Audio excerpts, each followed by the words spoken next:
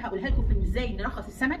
مكرونه بالجمبري صغير مع سلطه الزبادي. انا النهارده البيضه زي ما هي ب 5 جنيه، الزبادي غليت نص جنيه. يعني هتزيد المره الجايه. نعمل ايه؟ في رمضان عمليها سهل. ايوه سهل. نفتكر ايام رمضان زبادي واحده تعملي كيلو لبن ما شاء الله. بالظبط اهي، يعني واحده هشتري واحده بس ب 6 جنيه ونص. كل ما تعملي بواحده برضه منها واحطها كخميره على اللبن. احنا عارفين يعني، وحتى اللي مش عارف ممكن يدخل على النت، دي حاجه سهله جدا. سهله بنحطها في الفرن. جميل.